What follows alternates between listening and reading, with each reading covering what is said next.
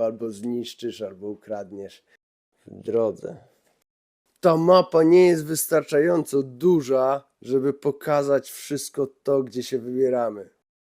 Opowiem wam smutną historię, a nie specjalnie to finanse poprawia. Naprawdę chciałem się dobrze przygotować do tej podróży. Chciałem wyremontować jacht, chciałem, żeby wszystko było na czas, na miejscu, ale się nie udało. Ja nie wiem dlaczego. 7 lat wiedziałem, że wypłynę. 2 lata już naprawdę intensywnie do tego się przygotowywałem. Ostatni miesiąc to nie spałem, tylko i nadal nie zdążyłem. Jesteśmy dzisiaj w porcie Tananger. To jest takie podmiejska część Stavanger, ale tutaj lubię być dużo bardziej, znam ten porcik. Stavanger jest takie przytłaczające i tam z miejsca traktują cię jak złodzieja i czujesz, że wszystko musi być przed tobą zabezpieczone, bo albo zniszczysz, albo ukradniesz. Kto co lubi, ale ja nie lubię. A w Tananger, zobaczcie, jest taki dom żeglarza. Można sobie tutaj przyjść, leży gitarka, jest gotowa do użytku. Można przyjść sobie na kawę, można wpisać się do księgi gości, co zaraz uczynię. Piszemy S.I. Gausdal w drodze, w nieznane. Piszę drukowanymi, bo jak napiszę moimi, to nikt tego nie odczyta. Gdzie wiatr poniesie, a morze pozwoli. Gdzie pragnienie sił i determinacji dokaże. Tam Gausdal gościć w drodze w nieznane, gdzie wiatr poniesie, a morze pozwoli, gdzie pragnienie wolności, sił i determinacji dokaże. Tam Gausdal gościć będzie. PS. 3 lata rejsu bez planu. Popływane. O, i jest mapa. Takie coś, czego ja nie mam. Tam płynęliśmy z Ålesundu, przepłynęliśmy już Bergen, Stavanger. Teraz polecimy południowym wybrzeżem, później albo Szwecja, albo Dania, gdzieś do Cieśnin, gdzieś tu się gdzieś pokręcimy. Wtedy polecimy do Polski, do Świnoujścia, zwiedzimy sobie wszystkie porciki, albo co drugi porcik do Gdańska. Później tutaj wyremontujemy łódeczkę i znowu polecimy sobie, wtedy znowu co drugi, tylko tam, gdzie nie byliśmy. Później kanał Kiloński i do Amsterdamu, słuchajcie, płyniemy na co? Na taką wielką imprezę, co 5 lat jest, ale już nazwy zapomniałem.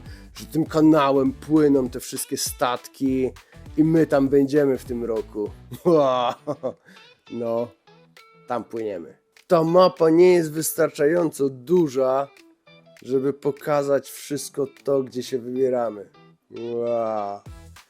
Ale moc. Opowiem wam smutną historię. Tutaj te dwie siostry stoją, a naprawdę historia jest fajna, wzruszająca. Jest pomnik, one tutaj stoją i tam wypatrują w morzu i za czymś sięgają.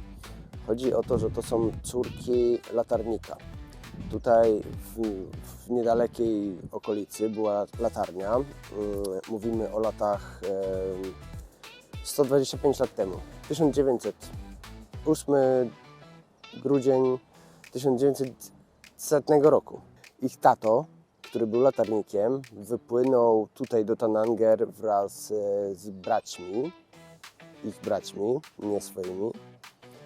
Miał 4 dzieci. O to w tym chodzi.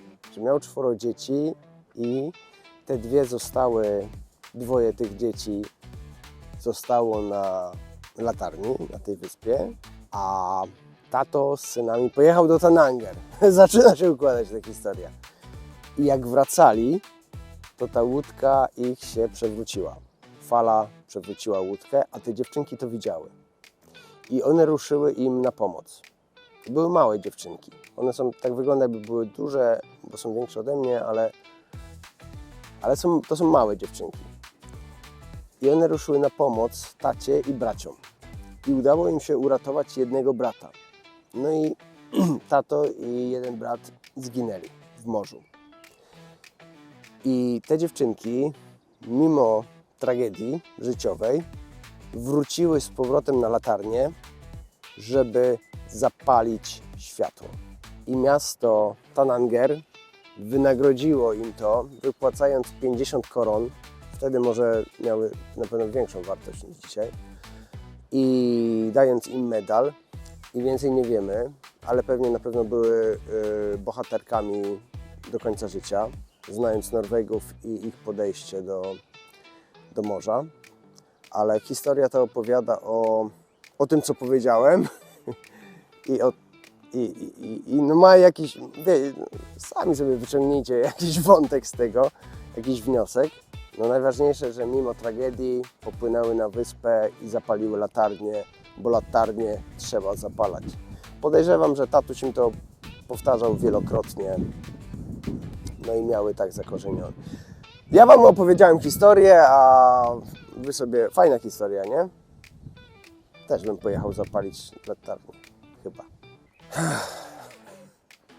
Zaczynam się zastanawiać nad pewną kwestią, bo płyniemy od 2 tygodni, takich już dobrych, pełnych, będzie ze 2,5 i mamy straszny zajob z tym płynięciem. Naumawialiśmy się z ludźmi, zaoferowaliśmy żeglowanie z nami, udział czynny w rejsach za Michę i jest z tym pewien problem, bo moglibyśmy płynąć wolniej, spokojniej, moglibyśmy troszeczkę więcej czasu mieć dla siebie, a mamy narzucone takie tempo, żeby się z tego wywiązać, a nie specjalnie to finanse poprawia. Nie wiem, mam pierwszą dzisiaj taką myśl, że nie da się tego robić na pół gwizdka. Ja próbowałem kalkulować sobie taką metodę, że po prostu ktoś się dosiądzie, trochę obniży koszty naszej podróży no i sobie popodróżuje i popływa i ja zawsze tak podchodzę do sprawy, że no nie jestem pazerny, o tak. Ale z drugiej strony to się wiąże z mojej strony i ze strony Asi, że no musimy wywiązać się z pewnych zobowiązań, z danego słowa i dotrzeć w konkretne miejsca. Pogoda nam nie sprzyja. Były 2 dni słoneczne i ładne i wykorzystaliśmy ten weekend, a teraz jest lipa znowu, nieciekawie to wygląda. A mimo wszystko trzeba cisnąć, gdzieś tam dojechać, po prostu się wywiązać, nie robić z gęby 4 liter. I dzisiaj tak od rana mam taką myśl, czy to warto, czy po prostu nie lepiej płynąć sobie tam samemu. Ale z drugiej strony fajni ludzie przyjeżdżają, poznajemy, rozszerzamy nasze horyzonta. No są plusy, są takie niewymierne korzyści, których nie można przeliczyć na pieniądze. Ale po prostu jestem zmęczony. Możliwe, że jutro, nie, dzisiaj też nie wypocznę, ale przyjdzie taki dzień, że wypocznę i powiem, dobra, robimy to, co zaplanowaliśmy. Ale dzisiaj mam takie, dlaczego ja muszę gonić? Dlaczego ja nie mogę tu sobie zostać 3 dni, tylko teraz chwytać pogodę i jej wiatr, to jeszcze dalej, bo później nie wiadomo, a dojechać trzeba, coś tam, o co... No i jest taki, mam dzisiaj takim, że to się po prostu nie kalkuluje. Albo brać kasę i naprawdę komercyjnie robić rejsy i na tym zarabiać i wtedy całym sobą podporządkowywać się pod to, by klient był zadowolony. No albo pływać samemu do siebie. Na chwilę obecną próbujemy to pogodzić. Czyli prawda jest taka, że po prostu robimy zrzutę i wtedy taka osoba niczym się nie martwi, ubezpieczeniami, wyżywieniem, portami, paliwem, po prostu niczym.